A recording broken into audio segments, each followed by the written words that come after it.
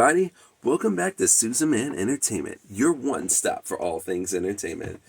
And we're chilling here, man. We chilling here in the cave. We're talking about a new movie review. This is Mission Impossible Dead Reckoning Part 1.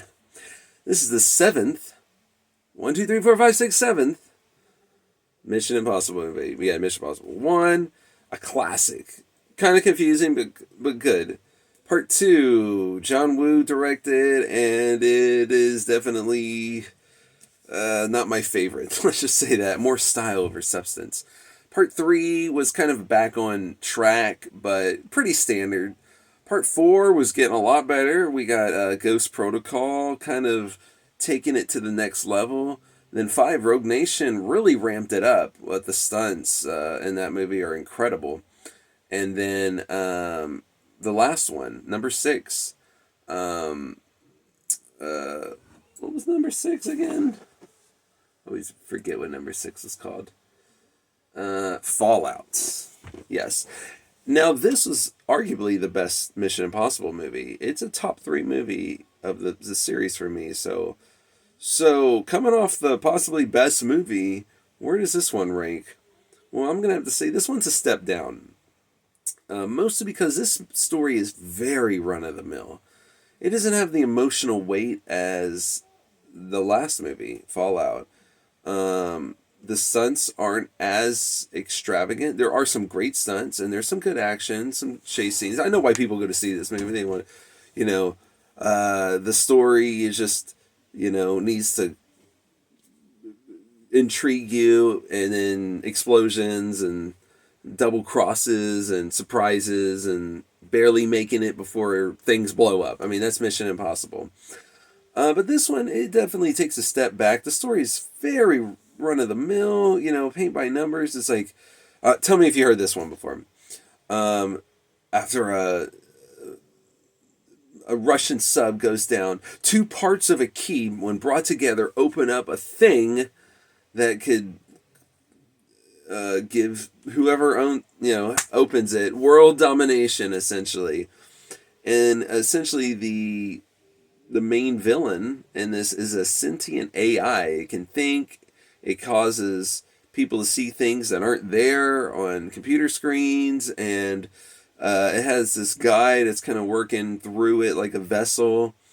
And in this one, Ethan Hunt is basically talking to the powers that be of IMF, and there's just way too many like government officials in the background that's pulling the strings talk. I mean, they just blah blah blah exposition. I mean, they're just, they can't just lay it in like thinly. I mean, it's thick. I mean, this movie is 2 hours and 43 minutes. It's 40 minutes too long, in my opinion.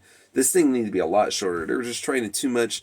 And in this one, they're essentially, they're taking like the Fast and Furious route. It's like, well, the last one was like personal for him because, his ex-girlfriend / wife or whatever, was personal. This one's about so it's about family. This one's like, my friends. It's coming after my friends, which is the team, And, his teammates, Simon Pegg, Ving Rhames, always do a great performance, but it feels tired. It really does. There are some good action scenes. There's some great stunts. But the story, is very run-of-the-mill. There's a new character that's a thief that kind of gets caught up in the mix of all this. And she ends up, not much of a spoiler, but, she ends up joining the team. And, she's a thief who's also kind of like dressed like a magician half the time. So she has sleight of hand. That's not really fresh in my mind. We've seen this, and this movie kind of wears on you after a while. I was like checking my watch at the end. I was like, come on, man, y'all need to like hurry this up. This is one part of a 2-parter, so maybe the original full movie is like 2 hours or 4 hours or something, and maybe this, I don't know. But when the action works, it does. When the action doesn't work, which is a lot. I mean, it's like the camera's like right in your face, and you're like, what's going on? I'm just seeing punches and stuff. It's hard to catch up. And then like it pulls back into a movie. So it disorientates you a little bit. But Tom Cruise does a fine job. He kind of holds this whole thing together, and he plays, overly nice guy in this one. He's like, "Are you okay? Are you all right? Trust me." Which you would think he'd be a little more gritty. I wish I liked the darker kind of Ethan Hunt, but um, I hope this is the last movie because it just needs like a new fresh. It needs to start. There's no new tech or anything crazy that's gonna blow you out of the water as far as that goes. I know I'm really down on it, but I think this movie's like pretty in the middle. It's a little too long, but there are some good stuff. There's some good stuff in here. It just takes a while to get to it, and the story, it's over explained a lot, and it's holding your hand throughout the movie. I took my son; he's never seen a Mission Impossible movie before. Yeah, he was able to hold on and figure out basically what was going on.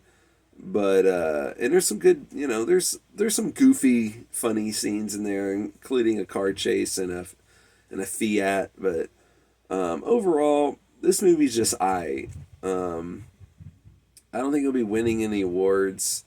I think it's kind of out of the top five as far as Mission Impossible movies go. But I think fans are going to enjoy it. It's going to give you what you want. It's just, it's kind of how I felt with John Wick 3. It's just like how often, how much we're going to see the same thing. I actually haven't seen John Wick 4 yet, so maybe part 4 is even better. But I heard that movie's even longer than the third one, so I don't know. But it's alright. If you enjoyed this, stick around for more Susan Man Entertainment.